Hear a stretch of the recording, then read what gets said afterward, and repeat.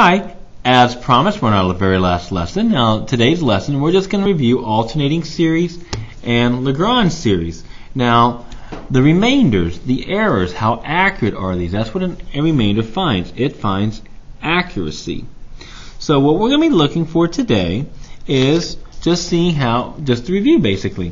Now, in an alternating series, we discussed that if the series is alternating, decreasing in magnitude, and has a limit of 0, then we can say that the error is less than that next term. So what we're going to do here, we have a series right here, and it says we want to write a Taylor series centered around x equals 2, so it's saying c is 2, for a certain function that converges for all x in the interval of convergence. And they tell us how to find the value of the nth derivative, f sub n of 2. It is given by this function. Now they also tell me what the first term is, the initial condition here. We'll talk about that in just a second. Now they want us to write a second degree Taylor polynomial. So we know it's a Taylor polynomial. So to write any Taylor, we use our general form. It's fn of the value of the nth derivative at c over n factorial times x minus c to the n. Well, I'm just going to use this, tell me write the general term. I know what this is. They gave it to me, so I can just plug that in. This becomes negative 1 to the n over 3 to the n, and I'm dividing that by n factorial, and this becomes x minus c to the n. So I get this, the following. Negative 1 to the n over 3 to the n times n factorial, x minus c to the n. And there's our general term to generate our series. So when I want to write a second degree Taylor polynomial, remember this is saying n is 2, so I got to go out 2 derivatives. So the first thing I do is let n equal 0. Well, that's easy, that gave us to us, it's just 1/3. To get n equals 1, I have to go up here. I'm going to plug in my general term. If I let n be 1, this becomes minus 1 over 3 to the first is 3 times 1 factorial, so I just get 1/3. And this becomes x minus c, but they tell me c is 2. And then I'm going to go next term, let n be 2. I'm done after this one. I square negative, I get a positive 1 over it. This becomes 9 times 2 factorial. So I can just leave that as 2 factorial, x minus 2 squared. And there is my second degree Taylor polynomial. Very easy to do. But it's what they want us to do with this. Now they want to show that the second degree Taylor polynomial approximates the value f of 3 with an error of less than 0.01, or 1 over 100. Now, it's asking for error. This is our remainder problem. Now in part 2, we'll discuss the different types of remainders. There's integral error, there is alternating series, and there's Lagrange. Each of them have their own little special uses for us. Now for this particular problem, it's an alternating series. So we're going to use our alternating series test. Remainder test. Sorry, alternating series remainder. Sorry about that. So we have to define, is the series alternating? Check. Is it decreasing in magnitude?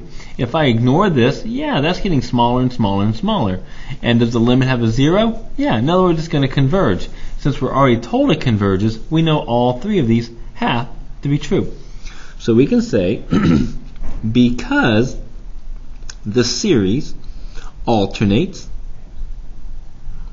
decreases, and has a limit equal to 0, we can say therefore by the alternating series remainder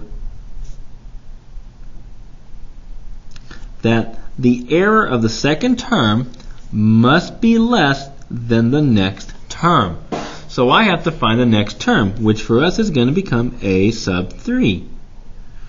And I can just plug that in. They're saying let n equal 3, and if I plug it into here, now it's a magnitude, so we don't worry about the sign. So the top just becomes 1. The bottom we get 27, because 3 cubed, times 3 factorial, and we get x minus 2 cubed. And I can simplify this. The bottom, I get 1 over 27 times 6. Now we're saying let x equal 3. So when I plug 3 in here, I get 3 minus 2, which is 1. I get 1 cubed. And I can multiply that together, whatever, 1 over 27 times 6. Well, that's 1 over 27 times 6. That's just 1 over 162, which is less than 1 over 100. And we're done.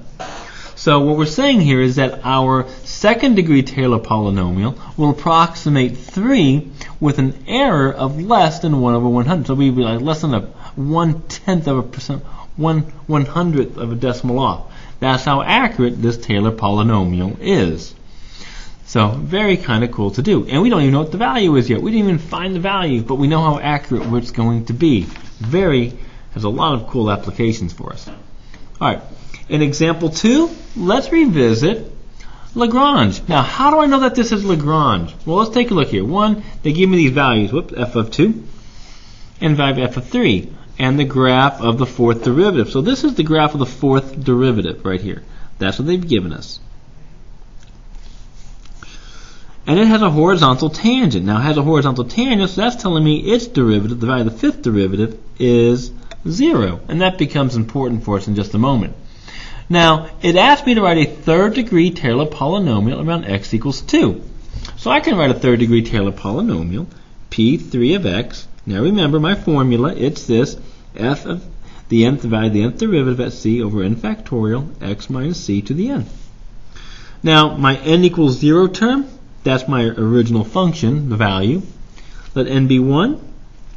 This becomes, there's my derivative, minus the value 1/3, right? And don't forget, so they just gave my value, divide that by n factorial, so I'm going to divide that by 1 factorial, which is just 1, to leave it alone. And I get x minus 2, there's my c value, to the first.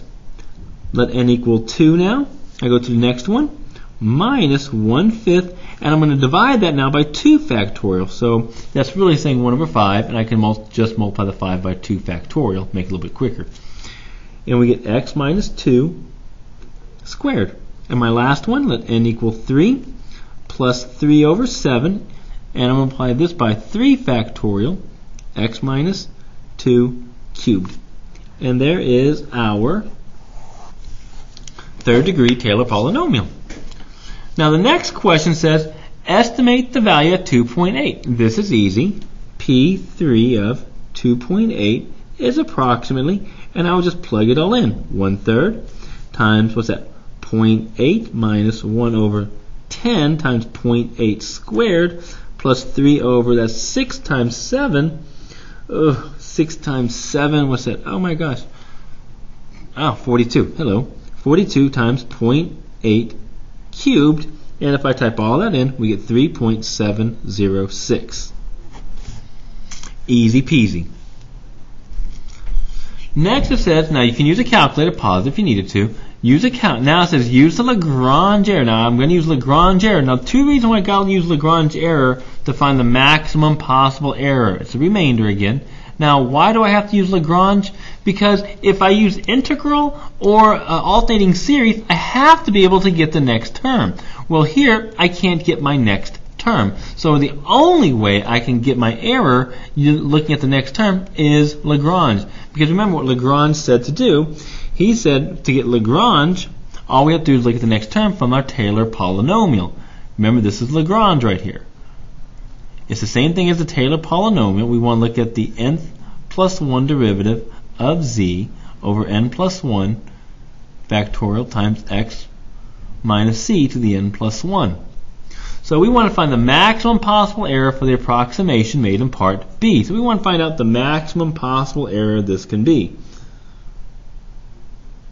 So one thing I can do then, so I need the fourth derivative. So to do Lagrange, we're going to say that the error is less than the next term. But for Lagrange, to get that next term, it's going to be the error of the n plus 1 z over of z, remember that z's are unknown, over n plus 1 factorial times x minus c to the n plus 1. This part right here is what we need. So therefore we can say that the error, and we did this in 3 terms, is going to be less than, now it becomes an equal to part here. Don't forget that, because Lagrange says it could possibly equal that.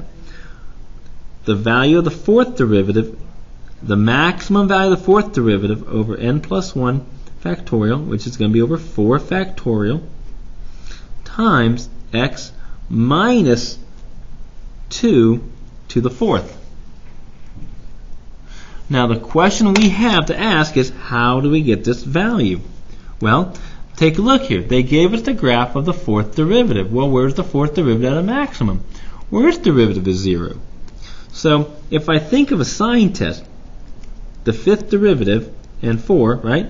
The fourth derivative. Whoops, let me turn on my light here real quick. Between, looks like 2 and 2.8, at 2.6, the slope goes from positive to negative. So therefore we have a max value by our because the derivative is going from positive to negative. So we know the maximum value by our derivative test happens at 2.6. So I can use that to get my value. My max value is 7. There's my max value. So I know that that's going to be 7. I plug it in. This becomes 7 over 4 factorial. Now, we're estimating at 2.8, so this becomes 2.8 minus 2 to the fourth. And I type all that in my calculator. Ready? If I type that in, I'm going to go 7 divided by 24 and multiply that by, what's that, 0.8 to the fourth. And I get this 0.119. And there's my maximum error right there. Alright, so if you want to go to part 2, we'll take a look at some differences between the different remainder theorems. I'll see you then. Bye-bye.